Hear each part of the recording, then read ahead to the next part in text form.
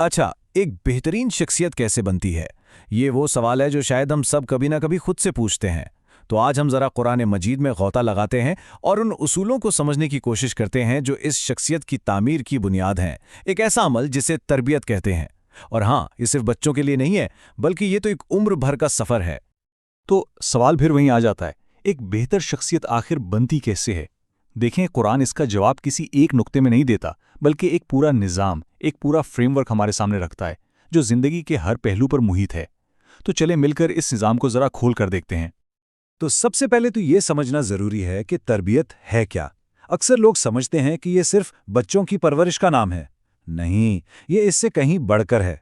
ये असल में खुद को, अपनी ज़ात को मुसलसल बेहतर बनाने का एक सफ़र है।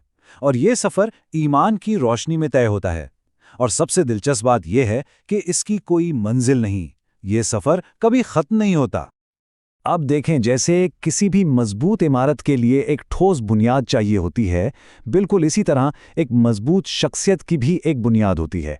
और कुरान के मुताबिक ये बुनियाद दो चीज़ों पर खड़ी है, एक अल्लाह की हिदायत और दूसरा पुख्ता अखलाकियात।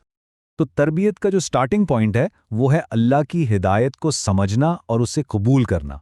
आप समझ लें कि ये वो रोशनी है जिसमें इंसान को अपनी ज़िंदगी का मकसद नज़र आता है। और जब कोई इस रास्ते पर पहला कदम रखता है ना, तो समझें कि असल तरक्की का सफ़र वहीं से शुरू होता है। अच्छा, इस बुनियाद को और मजबूत बनाने के लिए कुरान हमें कुछ बुनियादी अखलाकी औसाफ बताता है, जैसे कि सब्र, शुक्र, इंसाफ और सच्चाई। और ये सिर्फ अच्छे अच्छे अल्फाज नहीं हैं, बल्कि ये वो औजार हैं, वो टूल्स हैं जिनसे एक मजबूत किरदार बनता है। और इन सब में से भी दो चीज़ें, सब्र और नमाज, उन्हें तो रूहानी ताकत का मरकज़ कहा गया है। सोचें, जब जिंदगी में मुश्किलें आती हैं, तूफान आते हैं, तो ये वो लंगर हैं जो इंसान को डूबने नहीं देते, बल्कि उसे साबित कदम रखते हैं। और कुरान की ये आयत इस बात को कितने खूबसूरत अंदाज में बयान करती है।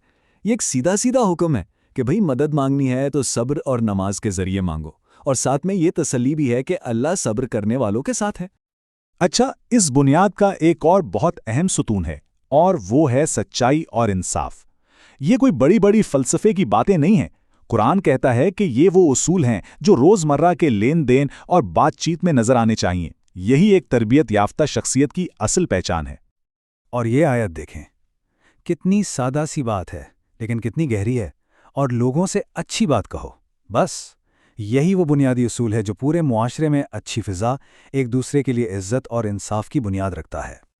तो जब इंसान की अपनी अंदरूनी दुनिया इन बुनियादों पर मजबूत हो जाती है, तो फिर सवाल यह है कि ये रोशनी बाहर कैसे फैलती है। तो तरबियत का जो अगला मैदान है, और शायद सबसे अहम मैदान, वो है ख़ानदान। ख़ानदान में तरबियत का मामला ये कोई वन वे स्ट्रीट नहीं है।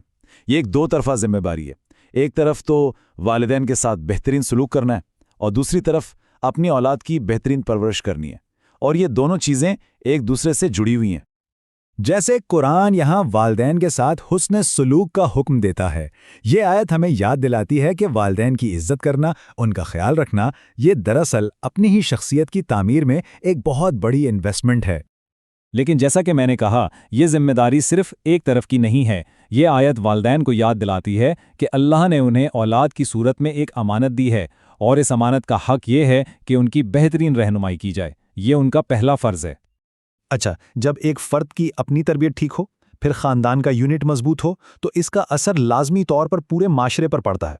तो तरबियत का जो आखिरी मरहला है, वो है उस नेकी को, उस अच्छाई को अपने ख़ानदान से बाहर पूरे माशरे में फैलाना। और ये एक बहुत ही कुदरती प्रोग्रेशन है। इंसान नेक कामों से शुरुआत करता है, फिर सदका और खैरात के ज़रिए दूसरों की मदद करता है, और आखिरकार यही छोटे छोटे अमाल मिलकर पूरे माशरे की भलाई का ज़रिया बन जाते हैं। लेकिन यहाँ एक बहुत अहम सवाल है, क्या हर नेक अमल एक जैसा है? कुरान कहता है नहीं, आमाल की असल रूह उसकी नीयत में है। और कोई भी अमल अल्लाह के यहाँ तभी काबिल कबूल होता है जब उसकी बुनियाद तकवा पर हो, यानी अल्लाह का गहरा शऊर और परहेजगारी।